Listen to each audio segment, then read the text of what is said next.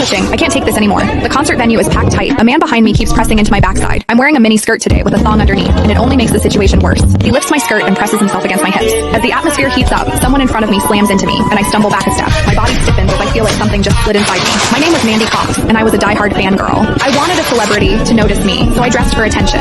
I wore heavy makeup and made sure nothing about me went unnoticed. My low-cut top revealed a wide stretch of skin, and my chest bounced with every step. I paired it with a mini skirt that barely covered my thighs and sexy white stockings which hugged my legs. But when I arrived, reality hit. The concert venue was packed so tightly I couldn't move, and the crowd swallowed me whole. The celebrity was never going to notice me. I craned my neck and shouted, "Darling, take me." I never imagined that line would draw the wrong kind of attention. Instead of the celebrity, it caught a filthy creep. After I shouted it, I became aware of a man behind me, repeatedly bumping into me. At first, I brushed it off. In a crowd that dense, accidental contact was easy to explain, but the feeling wouldn't go away. Something hard kept pressing against my butt from behind. I assumed I'd accidentally backed into his hand where it rested behind me, so I turned and offered a polite apology. "Sorry, I didn't mean to bump into you." He paused, then flashed a leering smile and said, "It's okay, I don't mind." When I turned back toward the stage, I felt him press against me again, more deliberate than before. I kept my attention on the celebrity on stage and shut him out. The man became increasingly brazen, pulling up my skirt and pressing close against my backside. I had only a thong on underneath, which left my butt exposed. I felt his touch directly against my skin and assumed it was his finger. Only then did I realize something was wrong. The pressure was warm and solid in a way a finger could never be.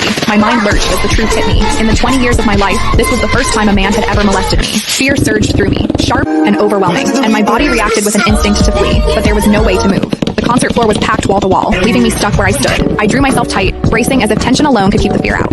As I did, my hips closed around the man's so-called finger, trapping it between my cheeks. An unfamiliar sensation followed, and warmth rose to my face. What confused me was that I didn't recoil from it. There was a muted comfort to it, and against my will, it sparked a faint sense of expectation. The man behind me seemed to take it as a signal. He moved in closer, repeating the motion until the intrusion was unmistakable. I had lived a sheltered life as a college student, and now I was being toyed with by a stranger while surrounded by people. Shame surged within me without warning. I felt the urge to sob, but my throat closed, and my voice deserted me. Worse still, the pressure forced my thong inward and sent a restless, prickling discomfort through my body that wouldn't fade. A quiet, involuntary sound escaped me, and the embarrassment followed instantly. I gathered myself and strained to suppress it, holding it down until my throat tightened. The blaring music and the screams around me drowned everything out. With every eye fixed on the stage, no one was aware of what was happening to me. At the same time, the intensity continued to rise, touching something deep inside me. I bit down on my lip as cold sweat traced my spine. My awareness was tipping back and forth between humiliation and a pleasure I couldn't bring myself to name. I knew I couldn't take it anymore if it continued, so I turned sharply to face the man behind me. "Please, stop pushing. I can't take this anymore." V. When I finished speaking, the man leaned toward me and whispered in my ear, "Is it exciting, the way I'm pushing against you?" The shame was overwhelming, and I was on the verge of crying. "I'm a virgin. I've never done that kind of thing. Please, let me go." He didn't stop. Instead, his gaze burned deeper as he seized my waist, the pressure growing stronger.